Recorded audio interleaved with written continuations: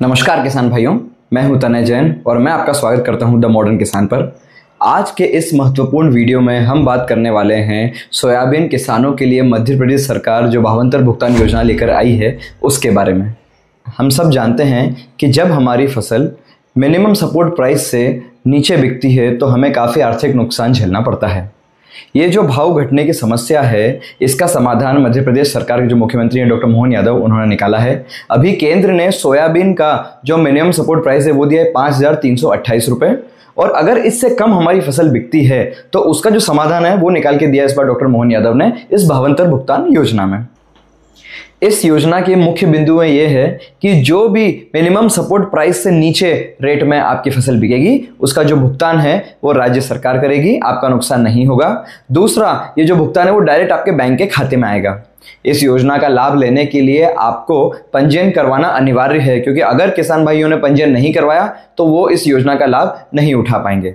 अगर आपकी फसल जो मॉडल प्राइस है उससे भी कम में अगर बिकती है तब उस केस में जो राज्य सरकार है वो मॉडल प्राइस और जो एमएसपी है उसका जो डिफरेंस है वही भुगतान आपके खाते में करेगी। पंजीयन करवाना अनिवार्य है और जल्द ही राज्य सरकार इसका पंजीयन शुरू करने वाली है। इस योजना से किसानों को कई फायदे होंगे, जैसे आर्थिक नुकसान से बचना, उनकी जो रिस्क है वो मिनिमाइज होना, क्योंकि जो भी रिस्क है उसको राज्य सरकार मिनिमाइज कर रही है और आपका जो लॉस है उसे वो डायरेक्ट आपके खाते में डाल रही है। इसलिए किसानों का आत्मविश्वास और प्रोत्साहन दोनों ये सरकार बढ़ा रही है। अब इस योजना को सफल बनाने के लिए भी काफ़ी इंपॉर्टेंट चीज़ें आगे आएगी, क्योंकि सबसे पहले तो किसानों को पंजीयन करवाना पड़ेगा। अगर आपने पंजीयन नहीं करवाया तो आपको इस योजना का लाभ नहीं मिलेगा। दूसरा, जो सरकारी अधिकारी हैं, जो सरकारी डिपार्टमेंट है, अगर वो अपना काम ढंग से करते हैं, समय पर जो एमएसपी का जो मूल्य है वो आपके खाते में डिजिटली टाइम से डाल देते हैं, तो यह योजना सक्सेसफुल हो जाएगी। तो दोनों पे निर्भर करता है, किसानों पर भी और सरकार पे भी। मुझे लगता है सरकार अपना काम प्रॉपर करेगी क्योंकि इतनी बड़ी योजना है।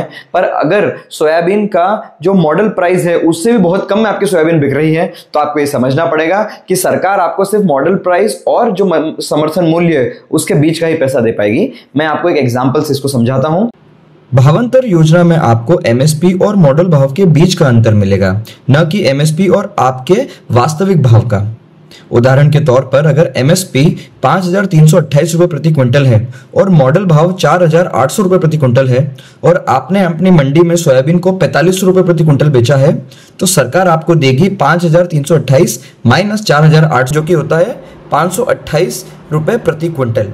यानी आपको राहत जरूर मिलेगी, पर गणना होगी एमएसपी माइनस मॉडल प्राइस पर ही।